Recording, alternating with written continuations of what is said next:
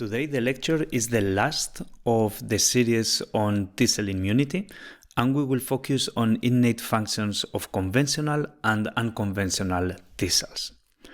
As for the other two lectures, just a small reminder that it is a good idea to watch the short video tutorials we have prepared on basic T-cell concepts before you watch this lecture. So this is a list of publications from which I have taken the cartoons that you will see in this lecture, and also where you can find further information if you are interested on learning more on this topic. I will start with a very short reminder of differences or key differences between conventional and unconventional T-cells, which will be important to understand this lecture. So conventional T-cells, we have CD4 T-cells and CD8 T-cells. In unconventional T-cells, we have a large heterogeneity of cells. The TCR chain usage is alpha-beta for the conventional T-cells, and for the non-conventional T-cells, you have many of them use alpha-beta, like NK T-cells, mate cells, and alpha-beta intraepithelial lymphocytes, whereas other cells, the gamma-delta T-cells, they express the gamma and the delta receptor. Some of these gamma-delta T-cells, you also find them as intraepithelial lymphocytes. The variability of the T-cell receptor, a key feature of these cells, is very high in the conventional T-cells. Remember, there were around 10 to the 15 potential combinations of TCRs, and whereas in the unconventional is either very low or absent for some of these types. The restriction element for this T-cell receptor, it's polymorphic MHC molecules loaded with peptide for the conventional T-cells, whereas for the unconventional T-cells is either non-polymorphic MHC1-like molecules loaded with other ligands apart from peptides, or even non-MHC class 1 molecules like for the gamma-delta T-cells. The phenotype you have, it's for the conventional T-cells, they may be naive when they have not experienced antigen before. They can be activated or effector T-cells, or memory-like or memory T-cells once the infection has been cleared. For the unconventional T-cells, they are mostly on a memory-like phenotype, also activated state when there is an infection, but there are very few cells in a naive-like phenotype. So this is something that if you want, we can discuss in the question and answer session on Monday, why there is few naive-like states in these unconventional T-cells. Okay, so we can start on a brief reminder also on the differentiation of helper CD4 T-cells. And this is important because I would like us to focus on the cytokines that these cells produce. So as you know, the naive CD4 T-cells, they receive signal 1 via the MHC class 2 peptide complexes on an antigen-presenting cell like a dendritic cell. They get the signal 2 for survival, and they also get signal 3 for differentiation. Depending on the quality of signal 3, they will differentiate into different flavors of helper T-cells. So if there is a lot of IL-12 during this process of priming, together with some interferon gamma, you will induce TBET expression defining Th1 subset, which will produce interferon gamma upon activation. If instead of IL-12 you have a predominance of IL-4, you will induce GATA3, and therefore you will give this T cell an identity of Th2 for type 2 immunity, producing this set of cytokines here, 4, 5, and 13. If the balance is more towards TGF-beta and IL-6, you will induce Th17, which produce this range of cytokines. TGF-beta and IL-2 will induce more the regulatory FOXP3 Treg phenotype, and so on. So this means that when these cells, they get the cognate activation, so MHC plus peptide complex, they will release this set of cytokines depending on their transcriptional identity. So interferon gamma, as you know, is a driver of type 1 immunity. This is very important to fight against intracellular pathogens. Whereas these cytokines here, IL-4, IL-5, and IL-13, they will induce what we call a type 2 immunity, which is key for protecting us against helminths and parasites. Th17 will produce IL-17, GM-CSF, 21, 22, and this is also very important in tissue repair, IL-22, and also to fight extracellular bacteria. So you have here different flavors, if you like, of the immune response that they are instructed by the types of cytokines that these effector cells produce. So now here we have a conceptual limitation, if you want. Yeah. So let's call it conceptual limitation 1. Yeah. So the effector CD4 T helper cells, they secrete specific cytokines upon cognate activation. This is wonderful. These cytokines are critical to instruct other immune cells how they have to behave. Yeah? So interferon gamma by the Th1 will activate the macrophages in a way that they will be able to kill more efficiently those bacteria that they have ingested, for instance. Or the gamma also from Th1 will help the B cells to switch into a particular antibody class. IL-4 and IL-13 will do other different instructions. So therefore, do the cells, the macrophages or the switching B cells, do they really have to wait for Th clonal expansion? Yeah. So remember, the CD4 T cells, their antigen specificity is very low, and therefore they need to go through a phase of clonal expansion and differentiation. This takes around 5 to 7 days. Does this mean that macrophages have to wait for 5 or 7 days to get instructions from interferon gamma to become more activated? So this is illustrated here in a graphics. Yeah? So you have here the number of cells, and these are the days post-infection. So the CD4 cells will peak at around, let's say, 8 days. And this is the pathogen phase. So many pathogens are cleared within the first week, or within the first 10 days. And very often the peak of the pathogenic load, the microbial load, is only a few days after infection. But here there is a difference in time that is difficult to understand if we think that the T helper cells are instructing other cells to do their job. So what happens here? How are the macrophages, for instance, or neutrophils being instructed by these cytokines? A second conceptual limitation that is a bit more philosophical, if you like, it's so we know that memory T cells are very protective against their specific pathogen. So if you've had influenza or if you've had salmonella, those T cells will protect you against the specific pathogens. But this, from an evolutionary point of view, it's good. I mean, it exists, so therefore it is good. But it looks a little bit of a waste of resources as well. It would be fantastic if cells of specificity 1, specific for a certain pathogen, could also confer protection against a different pathogen that their T cell receptor does not recognize, even if it's not complete protection. At least to win a little bit of time until the antigen-specific T cells for this other microbial invader are generated in enough numbers. Okay, so this is what comes now to the emerging concept for the last years in the initiation of immune response to pathogens.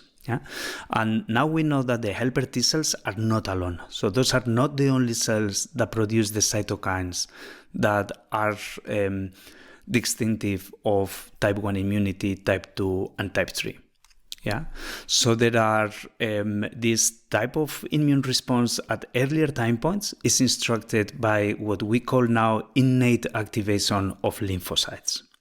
And this innate activation of lymphocytes can be done in conventional T cells, in unconventional T cells, also in other lymphocytes. We call them innate lymphoid cells. Remember, these cells are ILCs. They do not have a T cell receptor, so therefore they are not T cells. We call them lymphocytes, but they are not T cells. And we do not know whether B cells They can activate in an innate fashion. I mean, they can be activated. They have a lot of pattern recognition receptors like TLR9, TLR4. So they can be activated by microbial ligands. Yeah? We do not understand exactly very well what is the consequence of this innate activation. So as you see, most T cells can be activated in an innate fashion. We will see this a bit better later. The location is critical for the initiation of the immune response. Yeah? And where is this location important? Well, wherever the pathogen is. And this will happen a lot in barrier tissues. For instance, the skin, the lung, and so on. Now, something that is very important to remember is that not all T cells can be activated in an innate fashion. You require an effector phenotype, either effector phenotype or memory phenotype. Yeah? So they have to have the ability to quickly receive the innate signals and to quickly secrete the effector cytokines. So this is a bit of an outdated view of innate versus adaptive immunity. Often in lectures on immunology, this is still the view that often we give the students, but this is quite outdated. Yeah. So you have an innate arm of immunity and an adaptive arm of the immunity. In order to be able to explain this better, we often separate them quite strongly as it is here. So we know from the work by a Nobel Prize awardee, Professor Steinman, that dendritic cells take up the antigen, and the work by many others, of course. Yeah, dendritic cells take up the antigen. They present it on MHC class 1 and class 2. This was discovered by other scientists, and they activate now the T cells. So these are the cells that bridge innate with adaptive immunity. So the T cells now they become CD4 effectors or CD8 effectors, and B cells with the antibody and the CD4 help, they become antibody secreting cells. In turn, CD4 cells now they produce the helper cells, they produce cytokines that, as you know, they will activate innate cells to perform their job against microbial or parasites agents even stronger. But what we know now is that we have this, what some people call innate adaptive continuum. So the innate cells are still innate. They do not have recombined receptors, so they cannot behave on an antigen-specific fashion. But now we know that many of the cells that we consider before adaptive part of the adaptive immunity, like conventional T cells, so memory alpha beta conventional T cells, unconventional T cells, and innate lymphocytes, now they can bridge both areas. So we know that via cytokine receptors, these cells can also be activated in an innate fashion, and they can instruct these cells to perform their job, and they can also instruct these cells to potentiate their effector or their priming function. So this innate adaptive continuum, it's very much driven by semi-invariant T cell receptor cells, so these unconventional T cells, cells with a variant T cell receptor, the conventional T cells, and then by innate lymphocytes. And we will dive a little bit better into these cells now. Okay, so let's see who can take this immediate response to infections by lymphocytes. Well, naive alpha beta conventional T cells, they cannot really do anything very quickly. Yeah, remember the frequency of antigen-specific naive T cells is extremely low. Yeah, so that means that their response or the result of their response is going to be very slow. It really takes many days until these cells reach numbers that they can do something against the invading microorganism. On the other hand, you have the memory conventional T cells, the same as the memory-like unconventional T cells listed all here. They can respond very fast because now they are in high frequency. So basically, to put it a little bit absolute, all or most of the mate cells can respond to MR1 molecules loaded with vitamin B metabolites. and similar to the other cells for the restriction elements, and the, so to say, influenza-specific memory conventional T cells that you may have in the lung, all of them, they can respond to the influenza infection. So therefore, there is a high frequency. On top of that, they are already differentiated, so they can start producing cytokines or killing target cells very quickly. Yeah, so, and remember, these cells are equipped by the TCR or cytokine receptors. This will become very important later. So the T cell receptor will always mediate the cognate or antigen-specific stimulation, and the innate, it doesn't matter why the cytokine is produced, which pathogen is inducing the protection, but if you have the receptor for IL-18, you will respond to IL-18 independently of what is the reason for IL-18 being produced. And then, of course, as we mentioned already, you have memory like innate lymphoid cells. Remember, no T cells. These are ILC1s, including NK cells, ILC2s, and ILC3s. We will not talk about this. They are not part of the T cell, but they can do similar cytokine secretion, as you will see. They are also very fast. And finally, so they are only equipped as with cytokine receptors. Yeah? So, and finally, as I mentioned, there are B cells. They do have cytokine receptors, and they also have receptors for shared pattern recognition ligands, receptor ligands, and we know that they can be activated in an innate fashion. LPS or CpG, which is the ligand for TLR9, they are very good activators of B cells. Okay, but it is uncertain. This innate activation of B cells, what is the impact that it has against microbial infections? So remember that cognate activation of lymphocytes is mediated by the TCR. It has been covered in previous lectures, and that conventional and unconventional T cells are activated by different restriction elements. Remember, they can be polymorphic, classical MHC peptide complexes for the conventional T cells, or they can be non-polymorphic or non-classical MHC1 related molecules plus different antigens, and even molecules that are not related for class 1. So this, we have seen that in the previous lectures.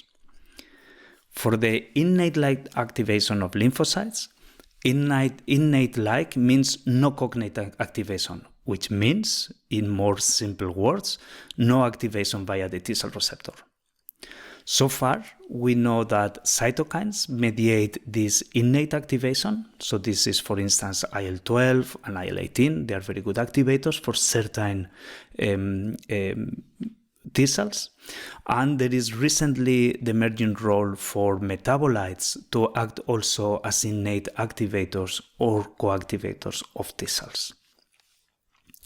So how does this work? Well, you have here, for instance, a resting macrophage that once it recognizes an infection, either fungus or bacterial or viral, via their pattern recognition receptors, it becomes activated and it produces many cytokines, for instance, IL-12 and IL-18. Also will produce TNF and many others.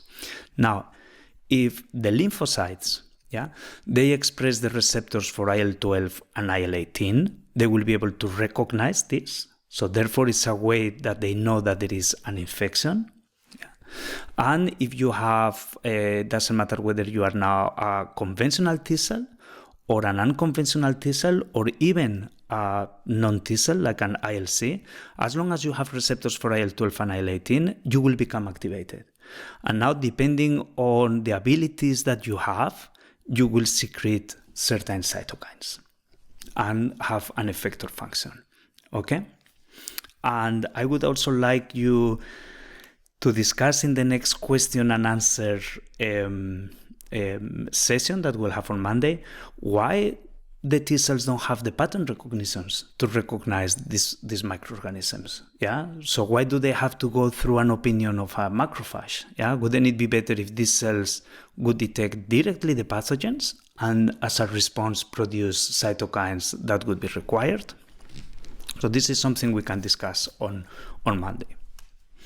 Okay, so which effector function? I've told you here that there would be, I've told you here that this cell will have an effector function, this unconventional cell another effector function, and so on. But what are we talking by effector function? Well, this will depend completely on the transcription factor profile or cell identity of the responding lymphocyte. So this is basically what we are saying, yeah? So it will release cytokines, but which cytokines? And here I have as an example IL-18 and IL-12. I can already tell you that this will be interferon gamma, but of course there are other cytokines that they can also activate the cell. Okay, and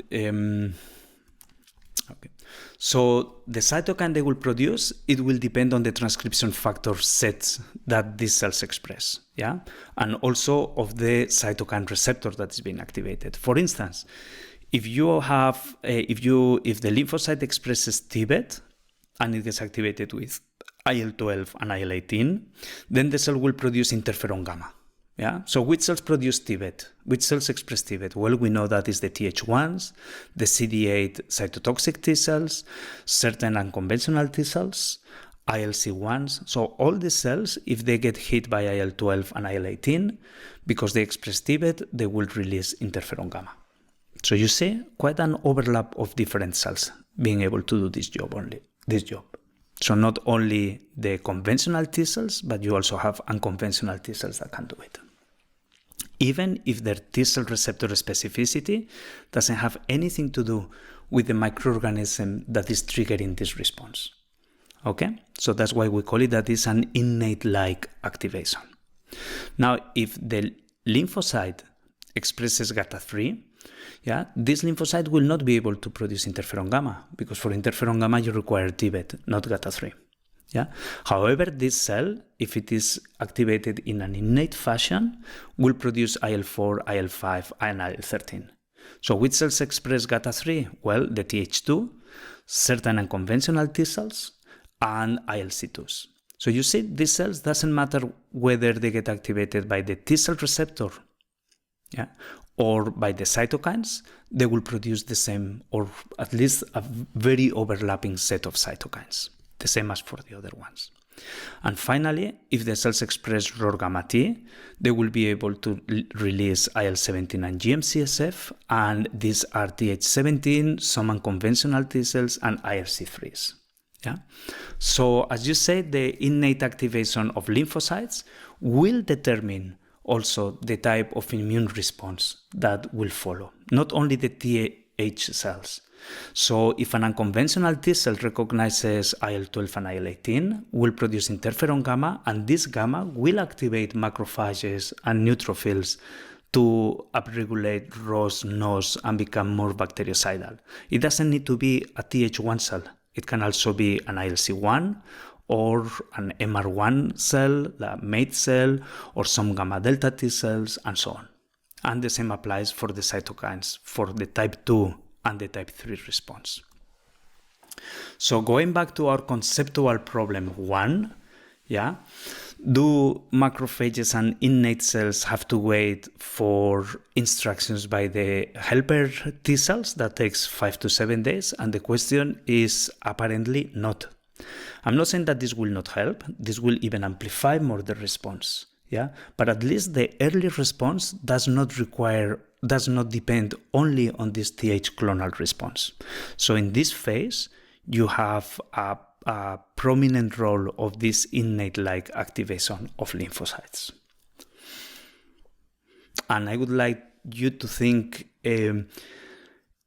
for our question and answer sessions, maybe a nice discussion we can have as well is to see, so what do you think that the infection history of a person or an experimental animal model will have, which impact this history of infection may have on future infections? Do you think this is important? Do you think it's not very important? What is simply important is how will you respond to the upcoming infections independently of your history or not? Yeah.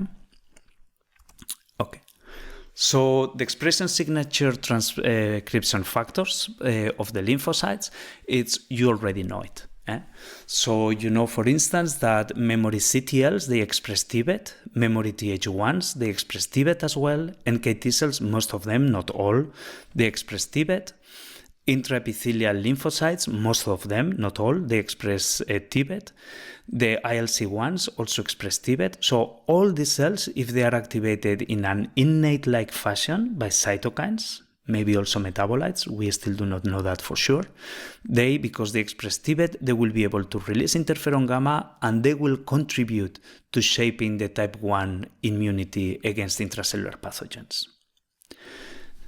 All these cells here, Th2, some NKT, some alpha, beta, intraepithelial lymphocytes, and ILC2s, they express GATA3. So therefore, upon innate-like activation by cytokines, they will be able to release these cytokines. And these cytokines, you know that they are very important to instruct a type 2 immunity against helminths or parasites. And finally, all these cells that are listed here, they will express ROR gamma T, some of them, of course, some of these cells, and as a result of cytokine receptor activation, they may express IL-17. And this will instruct, therefore, a type 3 immunity against extracellular bacteria or fungus. I should warn you a little bit here that it's not only the transcription factor they express, but it's also the cytokine receptors that they express. So, for instance, we know that IL-18 and IL-12 will be very unlikely to activate these cells to produce type 2 cytokines because they do not express or express in low levels the IL-18 and IL-12 receptor. And even if they express them, it does not result in GATA3 activation. So I will not talk about this in this part of in this lecture because the knowledge about the cytokines that instruct this effector cytokine production, this is not very well understood, with the very big exception of IL-12 and IL-18 for inducing interferon gamma. Okay, so about the innate-like activation and the cross-protection, the take-home message I would like you to have is that innate-like activation of T cells and innate lymphoid cells, it induces a relative cross-protection against different pathogens, independently of the TCR cell specificity, because this activation is induced by cytokines. So this is a bit the discussion on the conceptual limitation number 2 that I brought you on, and whether there is some cross protection by memory cells against other pathogens. And here we cannot give you an absolute answer of yes or not. It may depend a lot on the nature of the infection and how many of these memory-like or memory T cells you have in that particular organ. But at least theoretically, this should be possible, and it may contribute to speed up the response in the early days following infection. Okay, so this is what we have discussed here. So fundamental characteristics of these memory conventional T cells and unconventional T cells is their location. Yeah, we have discussed this already in the previous lectures. And remember, these cells, they may be recirculating as well, but they are definitely found in tissues. So these are what we call, that you have seen it before, the tissue resident cells. So they have tissue residency. Yeah, so memory conventional T cells, unconventional T cells, and ILCs, they are recirculating, but also resident at sites of pathogen entry. So what are those sites? Well, these are barrier tissues or organs, skin, lung, and other mucosal tissues like gut, respiratory tract, urogenital tract, eyelids, etc. Any surface that is in contact with potential contact with external microbes. So also they are present not only in the barrier tissues, but they are strategically located also at sites to prevent systemic pathogen spread. Yeah, and this is because they can respond very quickly and they can limit the pathogen spread from being local to being systemic. For instance, in lymph nodes, we have seen this in several lectures ago. We have seen that the lymph nodes are not only a place to induce T cell and B cell responses, but they are also places where macrophages are able to limit the systemic pathogen spread. So they capture the pathogens that go from the tissue into the lymph node and they destroy them there. So the pathogen doesn't go into the systemic circulation.